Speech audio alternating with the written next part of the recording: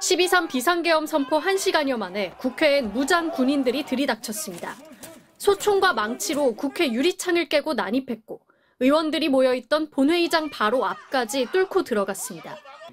정치인들을 체포하라는 윤석열 대통령의 지시가 있었다는 폭로가 이어졌지만 윤 대통령은 헌법재판소에 나와 그런 적이 없다며 대놓고 부인했습니다. 국회의원들을 끌어내라고 지시한 적이 있으십니까? 없습니다. 그런데 하루도 지나지 않아 국회에서 정면 반박하는 발언이 쏟아졌습니다. 홍장원 전 국정원 1차장은 12월 3일 밤 10시 53분쯤 대통령으로부터 전화를 받았다고 밝혔습니다. 이번에 다 잡아들여서 싹 다 정리해라. 근데 그때 목적어가 없었습니다. 그래서 어느 누구를 그렇게 해야 되는지까지 잘 몰랐고. 누구를 체포하라는 건지 체포 대상인 목적어는 그 다음에 걸려온 여인영 당시 방첩사령관의 전화에서 확인할 수 있었습니다. 우원식 국회의장, 국민의힘 한동훈 당시 대표, 더불어민주당 이재명 대표 등 14명에 달하는 체포 명단이었습니다. 이 명단을 보고 홍 전 차장은 도무지 이해가 안 갔다고 했습니다. 위원장님 집에 가셔서 편안하게 가족들하고 저녁 식사하고 TV 보시는데 방첩사 수사관과 국정원 조사관들이 뛰어들어서 수갑 채워서 벙커에 갖다 넣었다. 그러면 안 되는 거 아닙니까? 홍 전 차장은 이 같은 행태가 북한에서나 일어나는 거라고 말했습니다. 그런 게 매일매일 일어나는 나라가 하나 있습니다. 어디? 북한 보위부. 곽종근 전 육군 특수전사령관도 윤석열 대통령의 체포 지시는 분명한 사실이라고 말했습니다. 분명하게 제가 사실이라고 다시 한 번 더 말씀을 드리고 12.3 내란 사태를 밝힐 국정조사 첫 청문회에 윤석열 대통령은 끝내 모습을 드러내지 않았고 야당 주도로 동행명령장이 발부되자 여당은 대통령 망신주기라고 반발했습니다. MBC 뉴스 김지인입니다. 그 다음 날 11시 30분 정무직 회의가 끝나고 난 다음에 원장님께서 이런 제의를 하십니다. 통상 일주일에는 한 번이나 두 번 정도 정무직 회의를 하는데 상황이 엄중하니까 우리 매일 아침마다 티타임을 하면서 상황 관련된 부분에 대한 대처 협의를 합시다. 저는 그거를 아침마다 9시에 원장님하고 티타임 하면서 이런저런 부분에 대해서 업무를 협의해야 한다고 생각했고 그러면 원장님께 어떤 아이디어를 드릴 수 있을까라는 생각을 했습니다.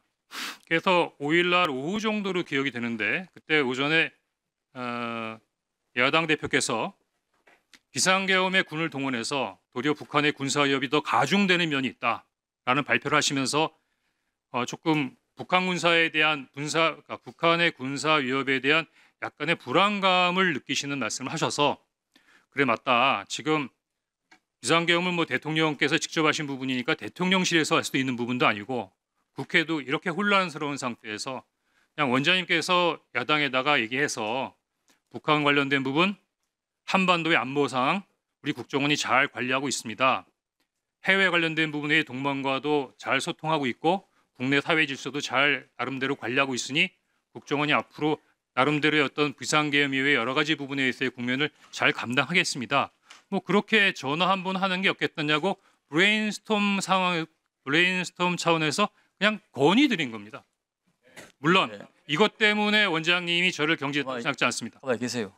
왜냐하면 지금은 다들 알고 계시지만 12월 6일만 하더라도 이런 사항에 대해서는 알고 계신 분이 많지 않았기 때문에 아마 원장님께서도 12월 6일 날 당일날 12월 3일 날 홍장원이가 대통령 말 안 들어서 경질한다는 말씀을 하실 수 없으셨을 겁니다. 다만 거기에 대한 이유로 그 이야기를 하신 것 같고 다만 제 입장에서는 대단히 억울하고 문제시되는 게 대부분 잘 자세히 보시지 않으면 잘 모르시겠지만 국정원법 11조에 보면 국정원 직원이 정치 중립을 위반하면 7년의 징역에 처할 수 있도록 되어 있습니다. 그러면 원장님께서 평소와 다르게 11월 6일 12시에 국정원장께서 이례적으로 자청하셔서 기자회견을 한 상태에서 홍장원 차장을 정치 중립 의무의 위반으로 인사경질했다고 하는 부분은 죽으라는 거예요. 사법적으로 매장하겠다는 겁니다. 근데 그게 말씀으로 끝나지 않았습니다. 그 다음 날 네이버를 쳐보면 금방 알 수 있는 시민단체에서 저를 고발했고 12월 8일 그날이 대통령의 탄핵이 기각된 그 다음 날 저는 검찰로부터 시민단체가 고발한 정치중립 의무 위반 혐의로 피의자로 검찰에 출두하라는 통보를 받습니다. 그러면은 그 정도면 국회에 공익제보 보호를 요청해야 되는 상황 아닙니까? 네, 맞습니다. 자, 그러면은 우리 홍 차장께서는 경질당한 것이 정치적 보복으로 느끼셨겠네요. 처음에는 두 가지로 나눠서 생각해야 되는데 12월 5일에 얘기할 때만 하더라도 저 대통령 좋아했습니다. 시키는 거 다 하고 싶었습니다. 근데 그 명단을 보니까 그거는 안 되겠더라고요. 예를 들어서 위원장님 집에 가셔서 편안하게 가족들하고 저녁 식사하고 TV 보시는데 방첩사 수사관과 국정원 조사관들이 뛰어들어서 수갑 채워서 벙커에 갖다 넣었다. 대한민국이 그러면 안 되는 거 아닙니까? 그런 게 매일매일 일어나는 나라가 하나 있습니다. 어디? 평양. 그런 일을 매일매일 하는 기관 어디? 북한 보위부. 이상입니다. 예, 제가 12월 6일 11시 반경에 정보위원장실에서 정보위원장과 여야당 간사에게 12월 3일과 관련된 부분에 있어서의 상황 설명을 해드렸습니다. 그러면서 이거는 제가 추정이자 판단이지 어떤 정보 보고에 근거한 부분은 아니지만 정보 관료로서의 오랜 경험상 지금 최근에 있는 사항을 판단해 보니까 2차 계엄까지는 안 하더라도 최소한 2차 군사 개입의 가능성이 대단히 크다라고 정보위원장께 보고드린 건 사실입니다. 왜 근거가 뭡니까? 왜 그렇게 생각합니까? 주관적이라고 말씀하실 수 있겠지만 첫 번째는 대통령의 의지십니다. 제가 그 비상계엄 이후에 여러 가지 부분에 있어서의 움직임을 볼 때 대통령께서는 비상계엄이 잘못됐다 또는 국민에게 사과해야 될 부분이다 또 의지를 꺾지 않고 계시다는 부분들이 여러 가지 부분으로 느낄 수 있었습니다. 두 번째는 그 다음날 김영현 국방장관을 경질합니다.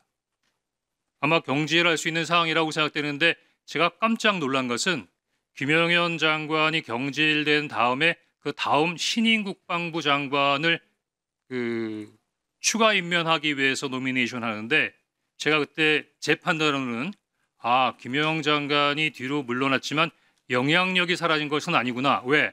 김영현 장관의 추천에 의해서 그 후임 국방장관이 추천됐다고 생각하기 때문입니다. 또 하나는 저는 경질했지 않습니까? 안 하겠다 그랬더니. 그런데 당시 방첩, 특전, 수방 관련된 부분 모든 당시 계엄국의 순회는 멀쩡했습니다. 대통령의 의지를 가지고 있고 장관도 김영현 장관의 영향력 안에 있는 사람인데 계엄 관련된 부분에 군 지휘관들이 모두 다 건재하다고 하면 언제든지 다시 모빌라이즈 할 수 있다고 생각했습니다. 더구나 제가 굉장히 위험하다고 생각했던 부분은 여기 사령관님들도 계시지만 처음에 국회에 진입할 때는 누구의 지시에 의해서 그랬다라고 할 수 있지만 그 상황이 발생하면서 내가 내란죄로 소추당할 수 있는가 하는 부분에 있어서의 위기와 불안감을 느끼고 있는 상황에서 3명의 사령관은 상황에 따라서는 첫 번째와는 달리 훨씬 더 강하게 군사적 개입에 개입할 수 있겠다라는 생각을 했습니다. 또 하나는 제가 나름대로 이 부분의 의견을 몇 분한테 내니까 못 봤어? 국회에서 시민들이 미니까 군인들이 밀려나잖아. 그거는 그렇지 않습니다. 제가 군 출신이라서 그런데 군사의 무력이라고 하는 것은 더구나 군중이라고 하는 것은 상황에 따라서 크게 변합니다. 더구나 첫 번째 국회에 들어가서 그렇게 실패했는데 두 번째 만약에 군사 개입을 한다면 똑같이 국회에 사람들을 몰려와서 할까요? 아마 제가 보기에는 군인들이 거부할 수 없는 상황을 만드는 계엄으로 갈 수밖에 없는 그런 상황을 만들려고 했겠죠. 저는 그렇게 추정했습니다. 네, 제가 이어서 좀 잠깐 계십시오. 홍 차장님. 홍 차장님은 군 출신이지만 국정원에 얼마나 계셨습니까? 92년부터 근무했으니까 약 30년 근무했습니다. 네, 군 출신이지만은 거의 국정원 직원이나 진배 없네요. 그러면 여인영으로부터 국회의원 체포 명단을 받았죠? 네. 목적 없이 받았다 하시죠? 목적 없이 받은 게 아니라 대통령께서 방첩사를 적극 지원하라고 했으니까 무엇을 도와줘야 되는가를 확인하기 위해서 당일 11시 6분에 방첩사령관한테 무엇을 도와주면 되겠느냐를 물어보려고 전화한 것이었습니다. 본위원에게도 그날 11시 20분 어간에 방첩사로부터 체포 명단 리스트를 제가 받았습니다. 네. 제가 이 체포 명단 리스트를 제가 부를 테니까 확인 한번 해보십시오. 네. 우선 체포조, 체포 대상, 우원식, 이재명, 한동훈, 우선 체포 대상, 조국, 정청래, 양정철, 박찬대, 조혜주, 이하경, 양경수, 김호준, 김민웅, 김민석, 김명수 기억과 일치합니까? 대부분 일치하는데 이경수라고 하셨습니까? 양경수. 아, 양경수 맞습니다. 예.